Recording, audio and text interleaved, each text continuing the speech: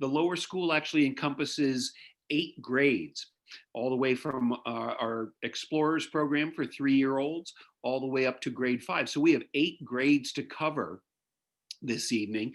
Again, so it's really hard in 40 plus minutes plus some question and answer time. It's hard to get through the whole school. So please ask questions, and please consider this the beginning of a conversation. The admissions office is here ready to help you in any ways, in any way that you need. So please, after the call, whatever questions remain, whatever process for the application that you don't understand, you have friends in the admissions office, so please don't hesitate to reach out to us. So in any case, let's go ahead and get started. Again, video on if you care to, and please take. We're recording, John. Tell them we're recording. Oh, that's right. We are recording. So, and we're not gonna ship this out with everybody. But if there were someone who missed this evening who had registered for it, we will be sharing this video with them. So we want to make sure. Again, do people see the poll there? Has it been released? Is it out there? Okay, great. Please, while we're chatting, take the poll, and we'll release the results a little bit later. In any case, what I'd like to do first is introduce Debbie Kieran. She is the Assistant Director of Admissions for Lower School, and she will be chatting with you a little bit. She actually would be your first point of contact in the admissions office. So Debbie, why don't you chat? I'll take it over here. Welcome everyone. Happy New Year. Thank you for being interested in the Columbus Academy. We really do value your interests. This is my 42nd year here. And boy, if we combined Mark, Paul, Brelle, and John, we'd have over 100 years of time spent at Academy. Good years, though. Very, very good years. We all have graduates at the school, too, between us. So we know the school well, and we're all anxious to share with you. I'm going to pass it along to, I've taught in the lower school, too, and been head of lower school and involved heavily in the kindergarten and the pre-K, but I'm going to hand it over to the experts for sure now that have been in the lower school. We have Brelle Farrenkopf. Brelle's been a kindergarten teacher, a reading specialist. She has been early childhood director and now associate director of head of lower school. And Mark, if you want to give a wave too, Mark Hansen is our head of lower school. And Mark's done most of his work in international school. And I believe Mark, is this your fifth or fourth year with us, I think? Fourth year, Debbie. Fourth year with us. And his daughter Ellen is at the school now, and his lovely wife Deborah teaching as well too. And Paul Kegelmayer. Paul, give a shout out there. Paul remains my daughter's favorite teacher at Academy in third grade when we were accepting girls in 1990. Kelsey was lucky enough to have Paul, who integrated girls into that lower school very, very, very well. So, and I believe you've taught fourth grade too, Paul, I think fourth grade. And were you in the middle school too? You've been everywhere, I guess. That's good news. That's good news. But I'm going to turn it over to, who am I turning it over to first? Brelle or Mark? Mark. All right, Mark, take it away. Well, good evening, everyone. And I'm going to share my screen here so we can kind of get started. And thank you so much for joining us and giving up part of your Tuesday evening. And as John and Debbie mentioned, this is a little bit of a challenge to get through 8 grade levels in about 40 minutes, but we will do our best. And I think the most important part is to give you kind of an overall picture of the school, but also give you plenty of time to ask questions. So we selected this picture here, and you're going to notice tonight, you're going to see a mix of kids with masks like you see here out in the woods. And you're going to see kids standing really close together, which seem kind of nervous, makes us all kind of nervous right now because those old pictures are when we were in days when we didn't have to wear masks. So it's kind of a mix of the last few years. But this is a part of our 231-acre campus, and these are some students that are taking a break. Everybody at the beginning of the year got a sit spot, which is a 3x3, I think it was, piece of tarp that they can go anywhere on our property. And you can see they're down by the stream and above there. And they're 6 feet apart and with their masks on and enjoying a break as they're enjoying their time outside. And so we'll kind of go through here. And like Debbie said, my name's Mark, and this is my 4th year here, and I'm very excited and honored to be part of the school and all that it does for our students and families. And Brelle and Paul have been introduced. So we're just really appreciative of your time tonight as we get started. You'll see this kind of going through this. This is the Academy experience. And when we looked at putting together the slideshow and slideshows we've done in other situations, this kind of, we want to give you a broad look at the experience, and in particular, the lower school tonight. So you'll see that tagline throughout lots of the slides. We knew early on, and we won't talk much about COVID tonight, especially, but just to give you an idea, we know that young children and all children learn best by being in school and being with their peers and being in front of a talented educator day in and day out. And so we started the year with a full slate of students, and we have continued on as we've come back from the winter break on Monday. And to give you an idea, a year ago, we had 28 homeroom sections, and we started talking with the top epidemiologists in Columbus and in different areas and looked at international schools. My last international school was Copenhagen International School in Denmark, and we had a webinar with them and learned how they were able to continue their school in the midst of the pandemic last spring even. And so one of the things we did was we decided to have very small classrooms. We have what we call pods. So we have between 5 and 13 students in a classroom this year, an average of 10. So, but that meant we needed 45 homeroom sections. So we have taken over all of the co-curricular classrooms. We have set up 5 classrooms in a gymnasium and made it look very nice. In our wrestling room, we have 4 sections, and we have 45 homeroom sections, and the students eat lunch in the pods. They only interact with kids in the pods. The co-curricular classes come to them or they go outside. But it's really, this slide is really meant to just show you our commitment that we want to have our students in school and socializing and learning in person as long as we can. And we've been very fortunate through our parents being very vigilant and also wearing masks and social distancing and all the things we need to do, we've been able to do this year. And we feel very pleased with how things have gone so far through the school year. We also put in 15 new outdoor classrooms, and here's a group of students, and some of them have these sun sails, because we don't think of it now, but back in August when we started in September, of course, the sun is up high in the sky and it's warm. So we have 15 areas and they all have tree stumps. We brought in a bunch of tree stumps, and so these areas are all over the school. They're used by lower, middle, and upper school students. And this is just a group of students that are out learning outside. And like I said earlier, we have 231 acres, most of it not developed. And so we're really fortunate that we can get outside. And even when it's raining and snowing and cold, 5th grade is having their outdoor week this week. And so they are outside almost the entire day, enjoying and learning and being outside all week long. This is obviously from an earlier day and age of learning here a couple of years ago, and a science project. And this is, I love the expressions. If you just spend a few seconds looking at each student in here doing this science experiment, you can really see the powerful learning that's taking place just by their expressions on their faces. And so we say we have a vigorous academic program, and vigorous is a very positive term for us. And it really means it's a robust academic program.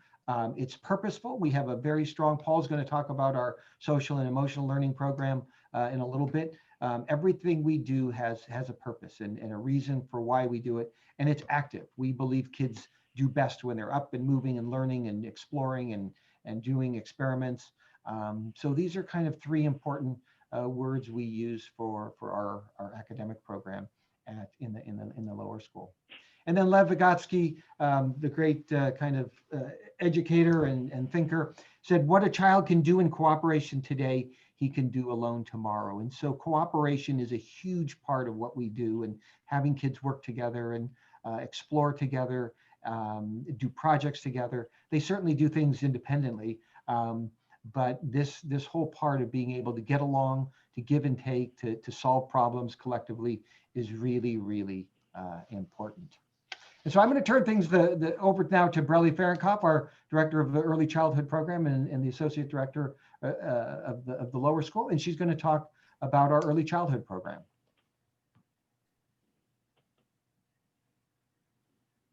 I knew I was going to do that. Wake up, Brelle. I was afraid my dogs were going to bark in the background, so I was muted. So our early childhood program encompasses the Explorer, pre-K, and kindergarten grades. Our Explorer program, just to give you a few highlights, these are our 3 and 4-year-old students. It's active experiential learning all day long.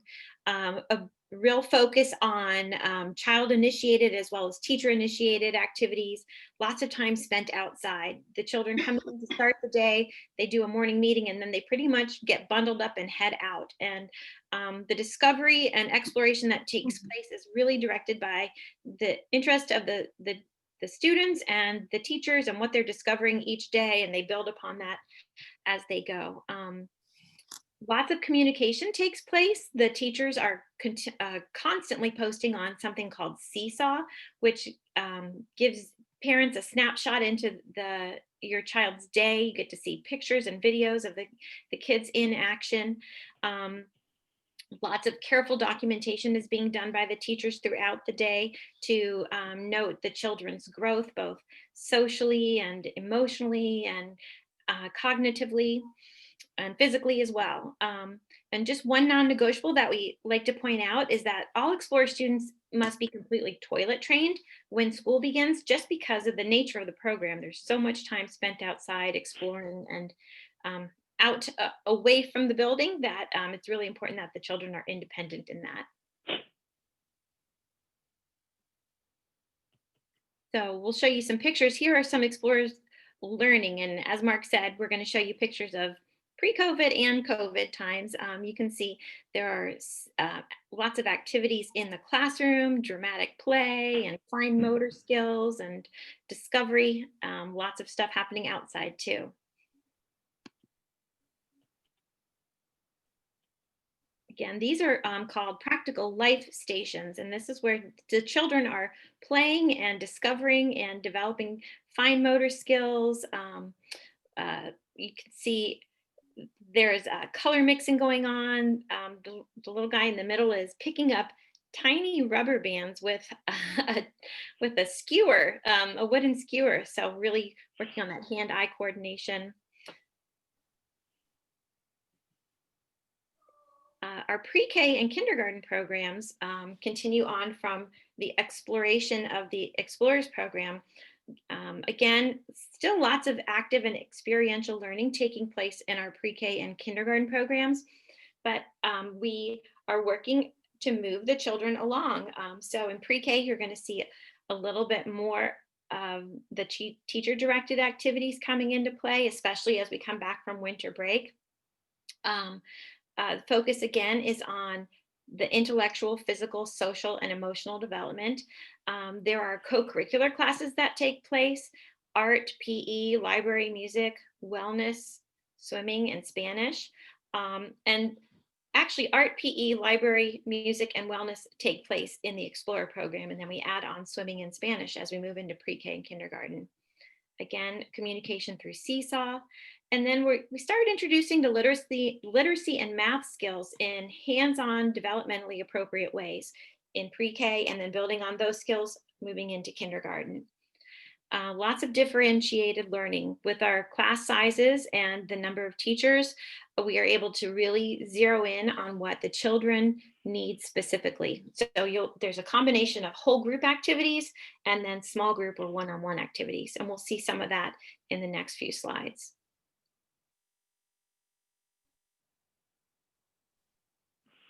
So we use a workshop model for most of our academic pieces of the day. And in a workshop model, the teacher is giving a brief general lesson on a concept that everybody needs. And then the children break off into small groups or into individual activities. And the teacher then circulates and works one-on-one or with small groups to really fine tune the lesson that was taught during what we call the mini lesson in the whole group activity. So here the children are working in writing workshop, and this builds from pre-K through kindergarten, starting with just drawing and labeling, and then moving into actually using invented spelling and writing full sentences in their own kindergarten spelling, bringing in some of the sight words, word wall words. So it starts to, over time, become more and more like conventional writing. We do reading workshop. Again, it starts with a mini lesson where the teacher is zeroing in on a concept that all of the students need, and then the children break off into individual work. You can see the picture in the bottom left corner. The girls each have a book bin next to them, and in those book bins are a range of texts. Some of them are picture books that the teacher has already read to the class, and the children can re-explore those. Some of the books in those bins are specifically leveled to that child's independent reading level, so they can read those independently and practice some of the literacy skills on their own. And then the teacher then checks in with the children, again, either individually or in small groups, to fine tune those skills. Math, again, is taught in a workshop model. We use Envision 2 math through starting in kindergarten, but you can see in pre-K and kindergarten, there's lots and lots of hands-on activities to explore number sense and math concepts. Partner work takes place so the children can talk about what they're discovering and learning and share ideas with each other. And then, of course, lots of time for play. We have play in the classroom. There are stations and center activities. Some of this is open-ended play. And then some of it, the teachers are really good at sneakily sneaking in learning activities too. So it might look like the kids are doing a lot of playing, but there's also a lot of literacy and math and social emotional growth taking place. Thank you very much, Brelle. Mm-hmm. I'm going to talk a little bit about the overall grade 1 through 5 program, and then Paul will take it from there.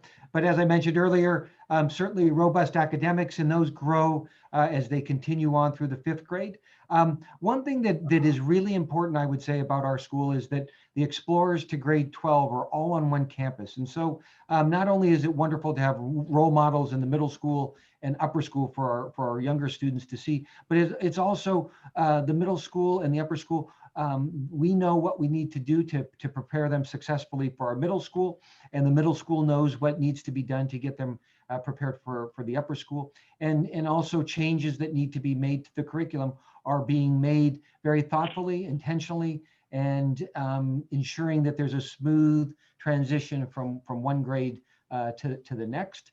As I mentioned, we're all 231 acres to explore, and every Friday we are exploring it extensively with Forest Friday in the early childhood. But as I mentioned, all the other grades are outside frequently and enjoying being outside. We have many co-curricular classes. We have art, PE, swimming, library, music, wellness, IT, and Spanish. Our science is taught by 2 science specialist teachers, and they teach all of the science classes, and it's hands-on science. And this year, when we needed to use the 2 science lab classrooms to make them into homeroom classes, they adapted and revised their curriculum to make it much more outside and kind of using nature as a key component. We have the Outdoor Learning Center, which is a beautiful space out in the woods a classroom with everything we need in there. So we have one classroom outside, but the other group is outside, really learning outside almost every class period.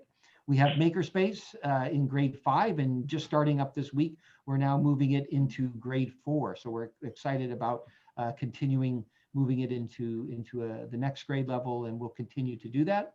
We have lots of parent involvement, and sadly this year, of course, it's all put on hold because the only people that are allowed in the building, parents are not allowed to come in, and so only the students and the faculty are inside the building. And so their involvement looks much different this year. But in a normal year, we have lots of room parents. We have a parent book club. We have activities for parents to do.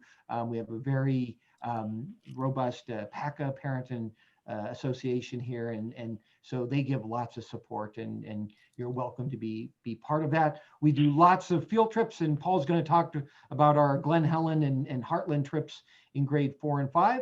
We do weekly student assemblies, and we each classroom takes one of those.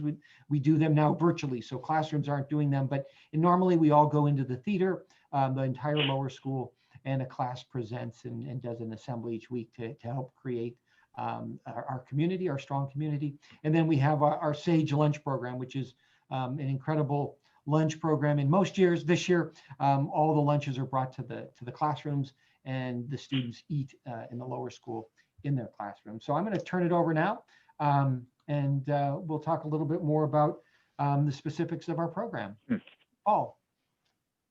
Yes, I think our next item is math. We teach Envision Math, like Brelle said, Envision 2 for kindergarten through 5. It's our foundation. We like it because of all the learning tools that are available that they have to offer. They have visual videos, visual games, extended enrichment activities, and also especially their rich problem-solving exercises. We also have other resources that we use. We use a lot of manipulatives, Marcy Cook titles, pattern blocks to teach the concepts and skills. And we also have what we call ST Math for grades 1 and 2. And this is research-based. It's like a video game, and the students navigate Gigi the Penguin. And the students must pass each level with a score of 100% to try to get all their math puzzles correct. And the real issue for this that we love, it's not language-based. There's no directions. There's no written directions on there whatsoever. You just try and try again till you get it right to go on to the next level. And that teaches perseverance, which was one of our math goals. Okay, you want to go to the next? The next item is our reading. And like Brelle said, we have a love of reading. That's what we like to teach to all the kids. Our curriculum is Fontes and Pinnell. We have interactive read alouds, which we have discussion with the kids with questions and collaboration. We have turn and talk with the students. We teach many lessons, or we have many lessons to teach concepts and skills. And then from there, we go to guided reading groups, which students are in their level of reading book, and they work on the concept of skills that were in the mini lesson. These are books that kids are motivated in, and they want to read, and they can read. As you remember, I don't know, I remember growing up at times that I had books that were way too hard for me, and I just didn't like to read them, but that's not the case here. That's why we try to have the love of reading as getting kids motivated in the books they want to read. And of course, we promote the independent reading for all kids at all levels. We also have writing. We teach the writing process. We have various types of different forms we teach, which is narrative, research writing, letter writing, etc. We love to finalize our writing in the author's chair. We celebrate students' writing, and students respond to their writing with what they liked about their writing. And so that helps a lot in helping kids not only learn, but appreciate and be motivated in the writing process. As you can see, we teach the manuscript K through probably the mid of second grade. And then from the mid of second grade on, we teach and review cursive.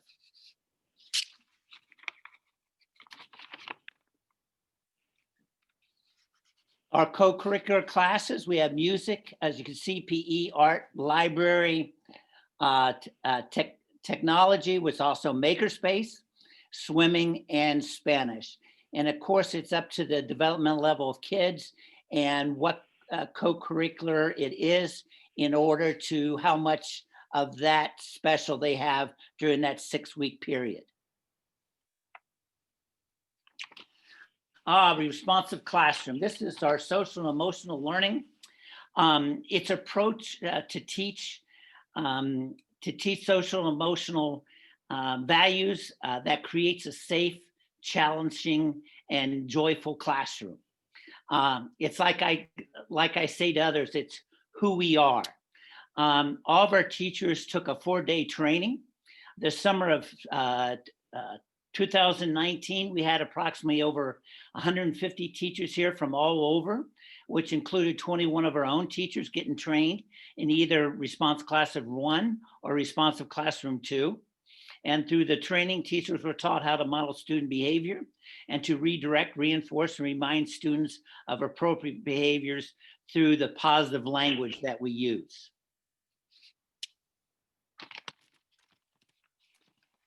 The next is guided principles. And as you see these guided principles, I'd like to point out a couple. Number one, we talk about, especially now with COVID, how that you feel about teaching social and emotional skills. I do feel that right now it's more important than teaching the academic skills. And you will learn more and enjoy more, as you know, when you feel comfortable in whatever learning environment that you're in. And that's what we try to establish here, a safe learning environment for all, a sense of belonging.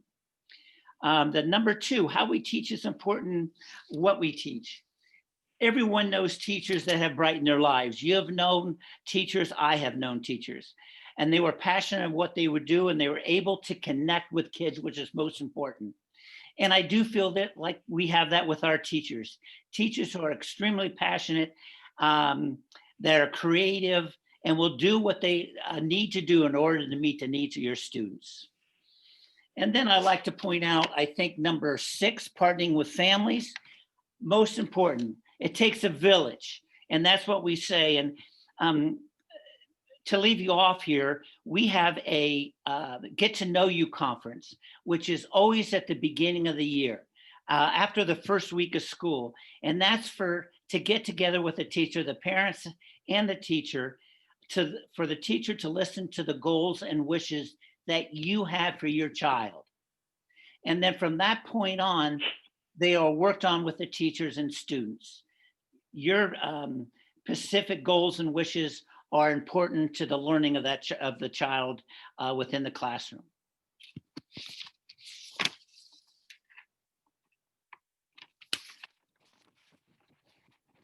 I have a relaunch here. What's this?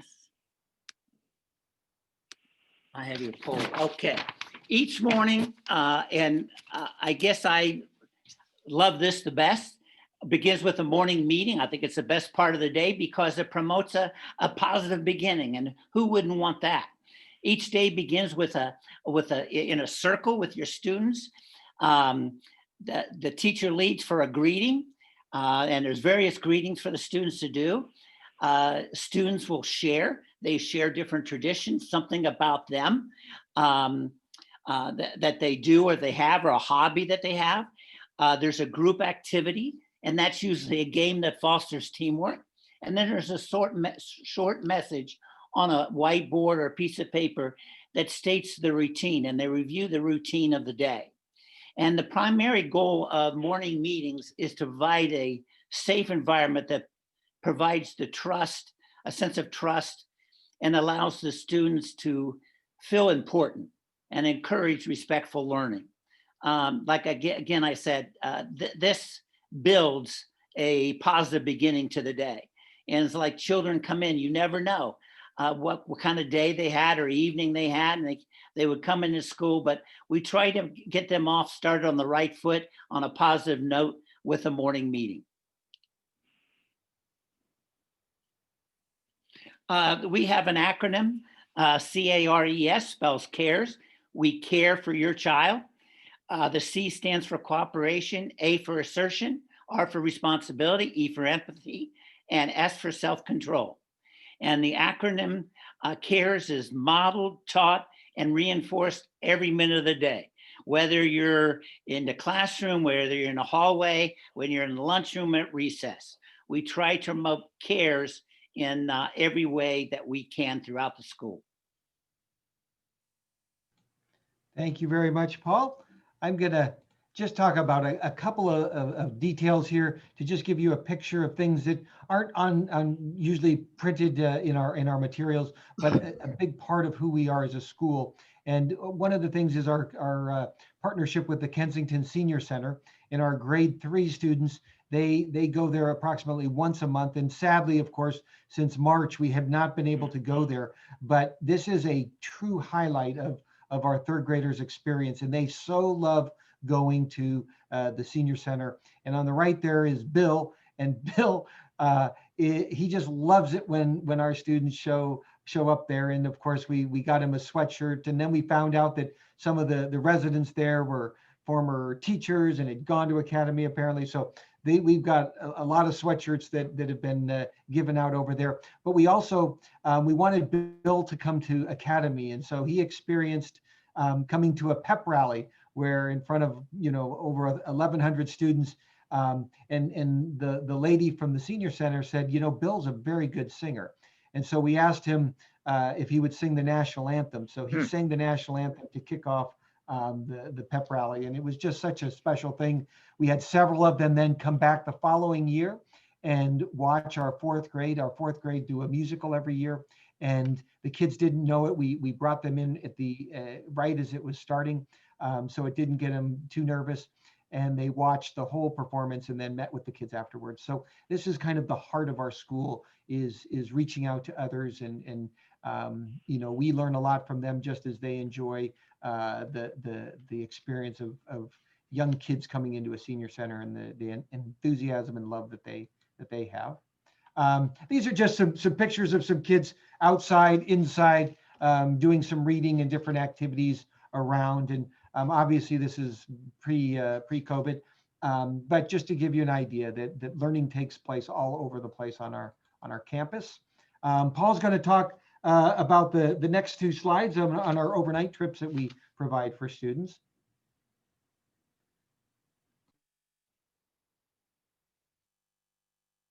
I think you're muted, Paul. Brelle, I did it too.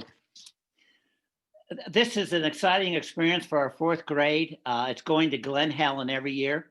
It's in Yellow Springs, Ohio. It's 2 nights, 3 days. The students are put in certain tribes, 8 or 9 per tribe, and a naturalist that teaches certain lessons goes around with their tribe, which supplements our science themes.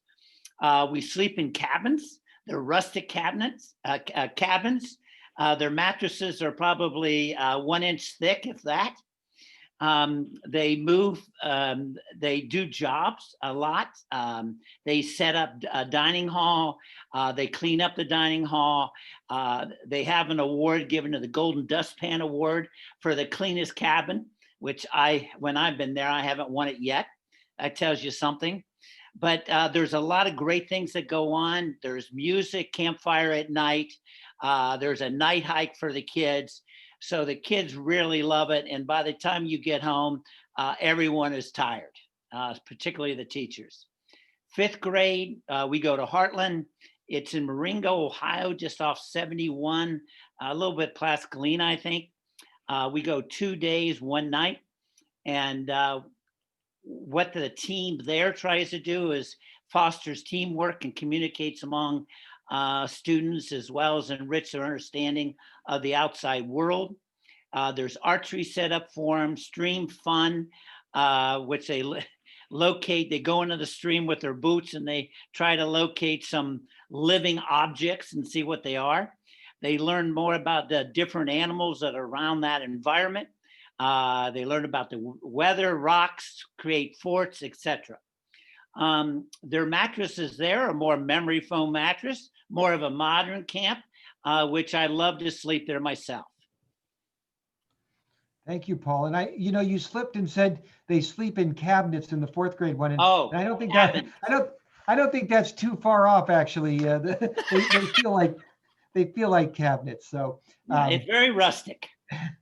a couple of other things that, in fourth grade, our school does a musical, and all the students start in the fall, and they begin practicing, and they're working on it now, and they'll be doing a virtual musical. But that's a huge project for our fourth grade. In fifth grade, we play this game called the World Peace Game, and it's a game that is played throughout the United States and around the world. And the definition over there is on the right, but it's really an incredible simulation game that our fifth graders do, and they play it all week, and they go through various problems. And you can see it's a 3D board that they have. And at the beginning, there's nothing on the board. And part of it is underwater, part of it is at sea level, part of it is in the air, and then part of it is in space, the 4 different levels there.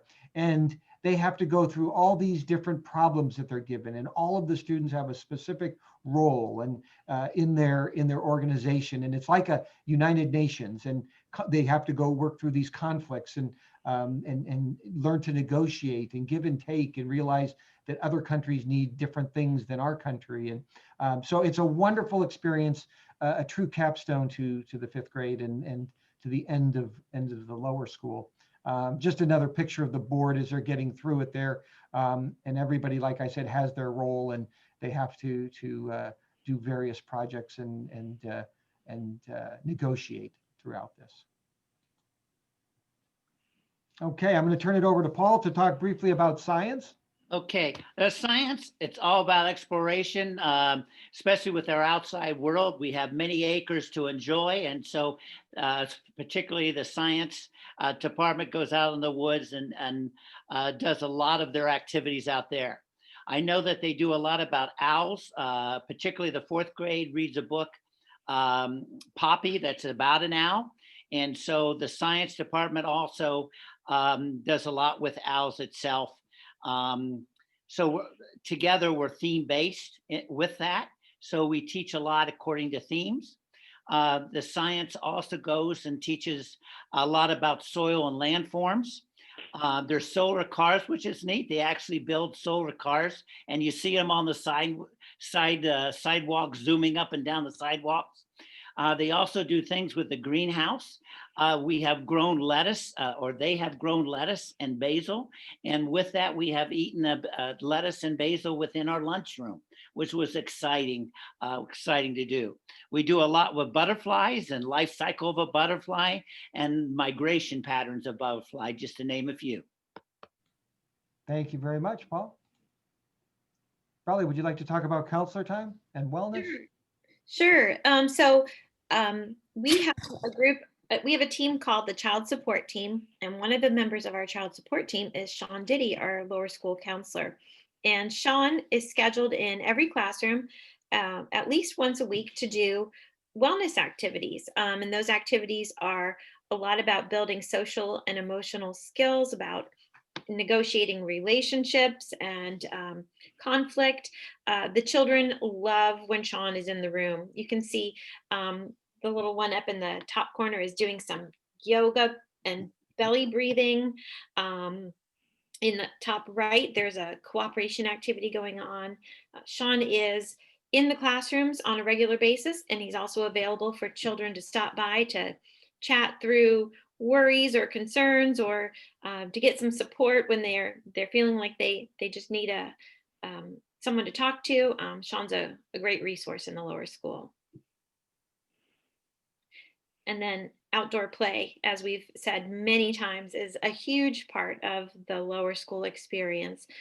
Starting in the Explorers, where they spend the majority of the day outside exploring. Pre-K, we have Forest Fridays. That Pre-K is the founder of Forest Fridays in the lower school, and that has carried over into kindergarten and first grade and second grade now. Forest Friday is a day spent outside exploring. And in pre-K, it's a day of exploring, and then in kindergarten and into first and second, the teachers are really adept at bringing in just learning experiences outside. And so doesn't matter what the weather is, everybody's out there exploring on Fridays. As we say, there's no such thing as bad weather, only bad and poor planning for your clothing that you wear. So everybody needs a good raincoat, rain pants, boots, jacket, and gloves all year long. Yeah. So thank you, Brelle. We also do a lot with service learning, and I'm looking at the time, so I won't go into this greatly, but service learning is a big part, whether it's doing things for our community or also doing things outside the community. The picture in the middle there is some fourth graders, and they go shopping, and they're given a task of a certain amount of money, and for a family, a certain size family that we donate to during the holidays. And so they go around and the families put certain things on the list, and the kids have to find how much they can get so they have enough money to help out for each of these families. And so it's a really terrific activity. Here you can see them, they're looking at prices of soap and household items so they can do it. But there's also activities that we do on campus to help others as well, and also into the middle school. Finally, one of the questions that we sometimes get is, does the lower school give a standardized test? And if your child is part of a public school, you know that there's certain state tests that your child and children have to take. In independent schools, we don't give those tests. We give something called the ERB. And the one we give is called the CTP. It's the Comprehensive Testing Program. And we start that in grade 3 and go up through grade 8. And that's really a very good program check for us. It gives us feedback on how we're doing, how our students are doing. It also, we get feedback about, comparing to other independent schools, strong independent schools around the United States, as well as suburban schools and national norms. So it's a great way for us to kind of, as a program check, we say, to see, okay, what are some areas that we're doing really well in? And are there some other areas that we need to focus a little more attention in when we get the results back? So we use the results to help improve our curriculum, as well as give you the feedback so you can see kind of how your child is doing based on this one test that we give. It's low stakes. It's not a high stakes test like much of the state standardized testing is. And that's it for our slideshow. And normally at this time, we try and answer any questions that you have. So I'm going to turn it back over to Debbie and John, and they can lead us in this next part. John, we forgot to tell people to be able to put on questions in the chat. No, we didn't. Oh, you did? Oh, okay. I wasn't listening. I'm so sorry. I mentioned it a couple times. Put the and mentioned it in the chat a couple times as well. Good. At the very start. All righty. So, and if you didn't join us right at the beginning, you might have missed that. But we would love to take some of your questions now in the chat. While you guys are thinking of all those good questions, Debbie, why don't you just talk a little bit about the application process? We have some people on this. I noticed some names here that I know have already kind of completed the whole admissions process, except the screenings that are coming. Mm-hmm. And then I see some names that are, I know that the folks are actually looking for next year. Anyway, so while people are thinking of questions, why don't you talk a little bit about the admissions process? I'll be happy to. This year, given our unusual circumstances, we have rented for, and this is just for grades pre-K through 4, we have rented Creekside Event Center in Gahanna, and that's so we can spread out, we can socially distance. We're only having 3 or 4 families come at a time. Once you've officially applied, you will be able to schedule a screening date. And they are on various days and in hour time slots. And while your child is screening with one of our teachers, John and I will be talking to you about the process and answering any questions that you might have.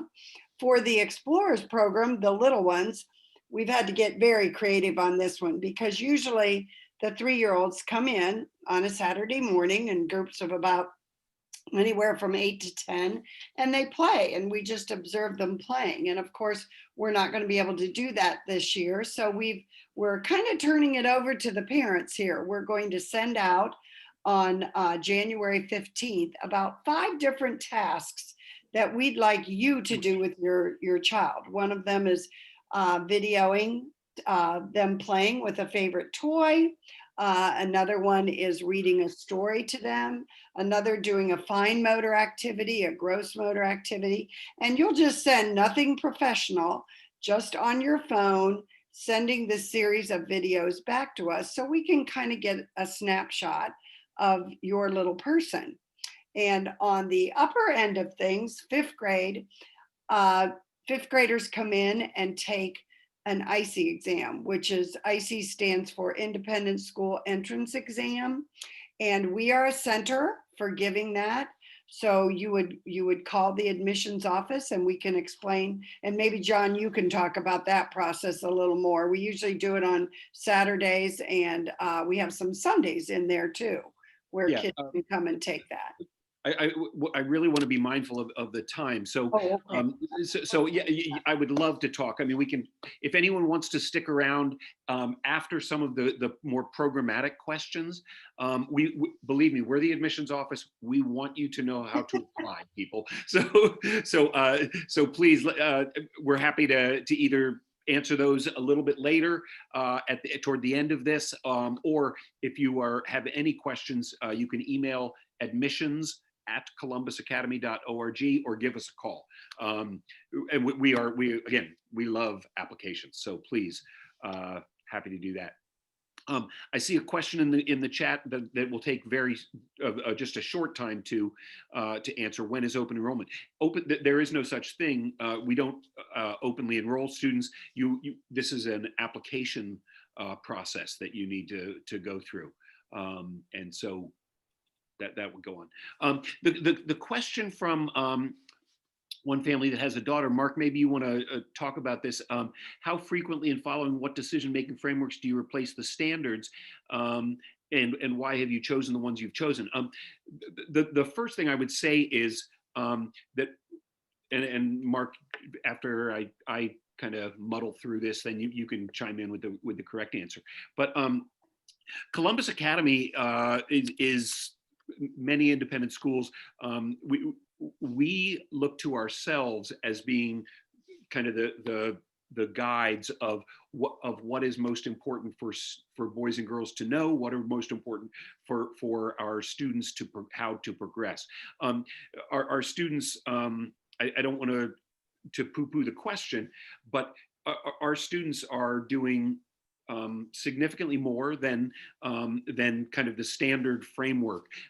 We don't do the standard testing because, frankly, our testing is more geared toward our own goals, which tend to be much higher. I don't want to state that, but Mark, why don't you go ahead? I probably just No, I guess I'll give you a good example or I'll share an example that I think will be helpful. One is we have curriculum committees for every subject area. And in each of those committees is made up of early childhood, lower school, middle, and upper school faculty. So when the social studies committee sits down together, it is a group, a collective group of incredible experience and wisdom from many years of teaching, and teaching young children to our students that are getting ready to go off to college. And so last year for social studies and history, that committee broke up into pairs and small groups, and they looked at what some of the other leading independent schools are doing throughout the United States and made trips to these schools, multi-day trips, and they flew all over the United States looking at specific schools, independent schools, and some of the really incredible programs that they're doing with history and social studies, and brought that back. And some of them, they were like, oh, these kind of things would really enhance our program, or what some of the things we saw is like, wow, we're really doing much more than, we feel our program is much stronger than some of these other schools. So we get ideas from other schools, other independent schools, and I think that's one of the things that's really powerful about being a school all on one campus is we know what these kids need as they move through the grade levels. And if we need to change something, the upper school will say, you know what, we're moving our program a little bit about this. We need you to offer, can you offer something like this, in whatever subject area, you can fill in the subject area. And so it's a lot of collaboration, a lot of internal discussions and how can we improve, and always striving to look at where we can be, and not just resting on strong exam results, but certainly looking at how to make all of this learning engaging for young kids in the lower school. And I really don't want to steer that, these are folks who are interested in, anything from 3 years old, 3-year program up through grade 5.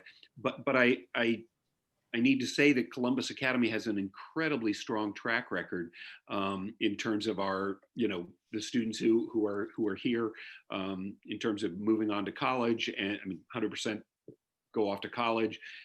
We are, I'm the director of admissions, I can make a strong case that Columbus Academy is the strongest school in the state of Ohio, actually. And so we are very, very thoughtful about all sorts of programs.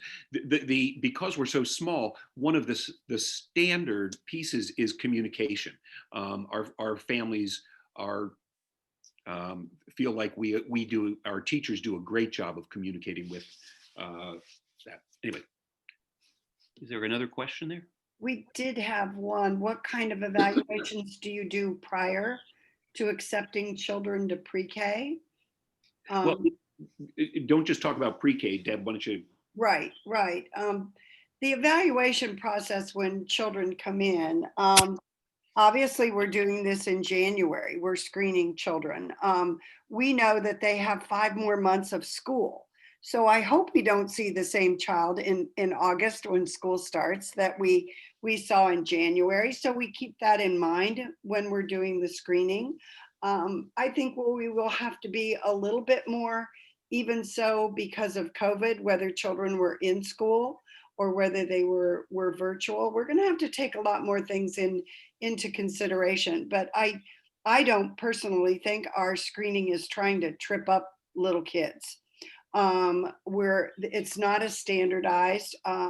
We leave it open for thought, I think, a lot. And I give this example, and I'll do it quickly. Little girl was sorting things, and they were cars and trucks and planes and helicopters, and God love her, most kids do it by all the planes together or all the red ones together.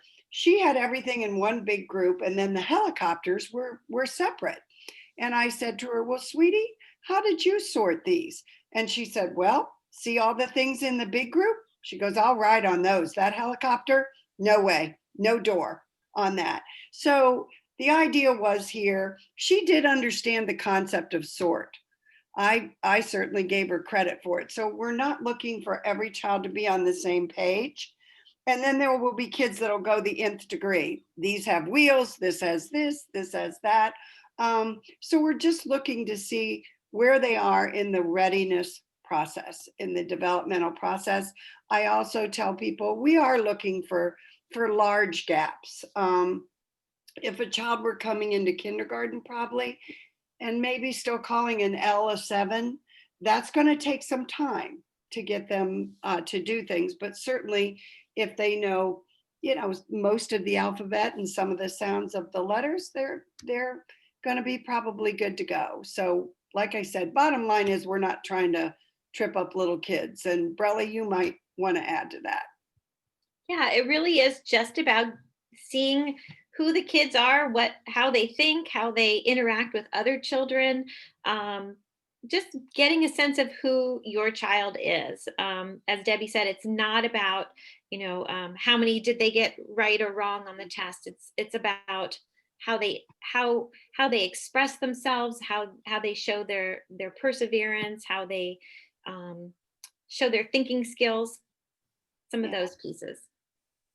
I think And our Brelle, bottom I think, line, yeah, we want kids to know the material, eventually. Yeah. Go ahead, Mark. no, I want to make sure I saw Brelle, and this might be a good question for you to answer. How is Explorers different from the Montessori program? I think that's Right. the question. Yeah, that's a good question. So when we were developing the Explorers program, what we did, we had a lot of fun. We went and we explored other early childhood programs, and we visited and we spent time in classrooms, and we talked to other teachers who had been working with this age group for a long time. And we were fortunate enough to be able to pick and choose what we saw as the very best parts of those programs. And then over the past couple of years, we've turned those into our own. So you're right that you will definitely see pieces that look Montessori in our classrooms, but it is not a full Montessori program. You're going to see lots of hands-on exploration, I use the term practical life, which is a big piece of a Montessori program, but those are just some of the pieces. We are fortunate, as Mark was talking about, our curriculum and how we're able to develop our curriculum for the school all the way through 12th grade. We are able to do that within the Explorer program itself too, and really see where the group of children is that year and see what their needs are and build on their excitement for learning and their joy of discovery and build our program around the kids. We had another one. How many students do you accept in the 3 to 4 year range? Oh gosh, that's a difficult question. Just we have to see how many applicants we have and then decide how many sections of children we're going to have.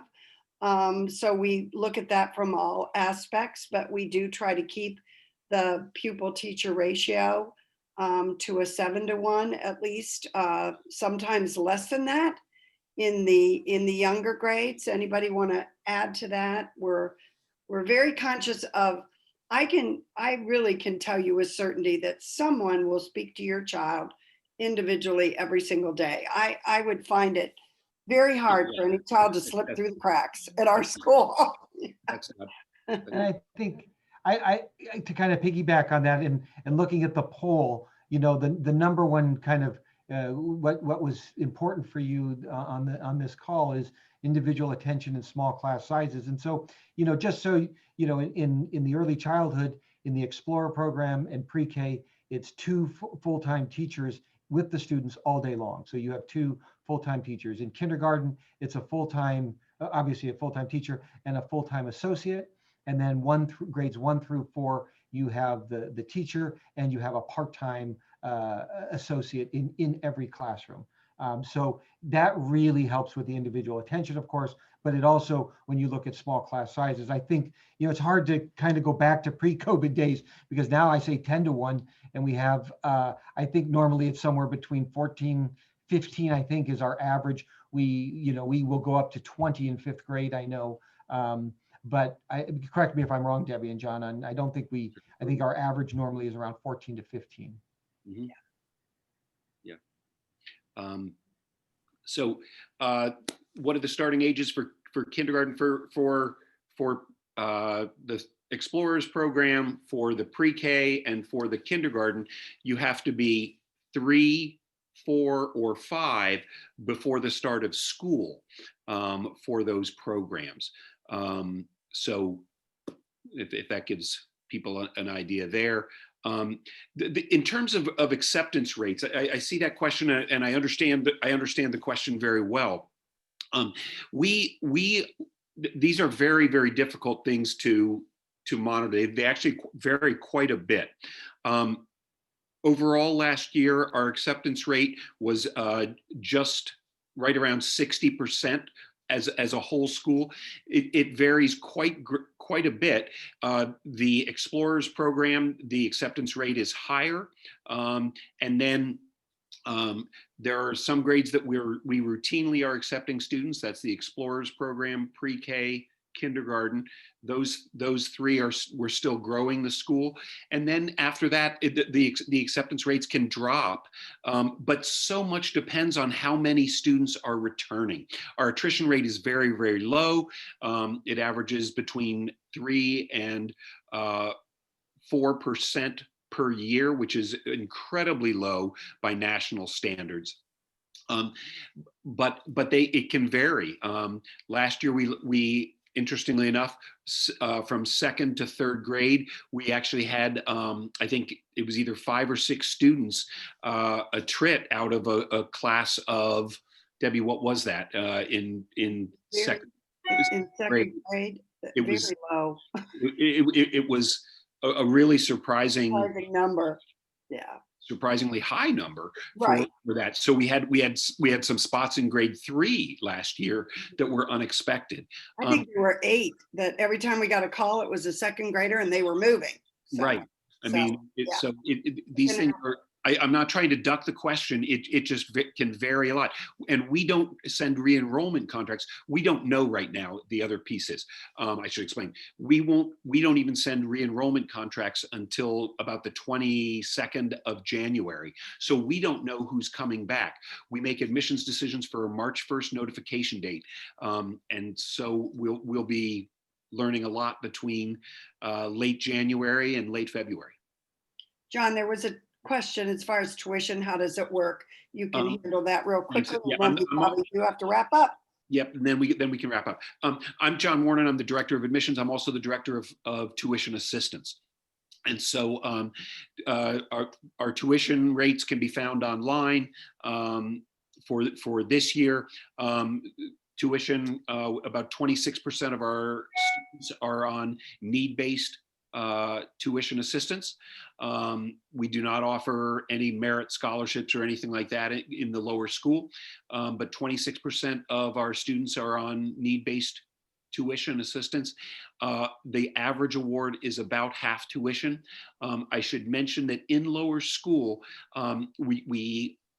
this is not a hard and fast rule, but we try to stick to the basic guideline of no more than half tuition in terms of tuition assistant grant. Those are grants that don't have to be repaid. They're not loans or anything like that. I'm happy to answer more questions. Tuition assistance is all strictly confidential. So anyone who has questions about that, I encourage you to email admissions@columbusacademy.org, and again, I'll get that and be able to reply. Again, it's all confidential. The teachers do not know who is on who receives grants. It's everyone is treated the same. The last thing I would mention, diversity wasn't really talked about this evening, but it is one of the hallmarks of Columbus Academy. We have 40.5% of our students are students of color, and we are very, very proud of the diversity of our student body, the diversity of all sorts of different ways. 50-50 in terms of gender diversity or gender breakdown.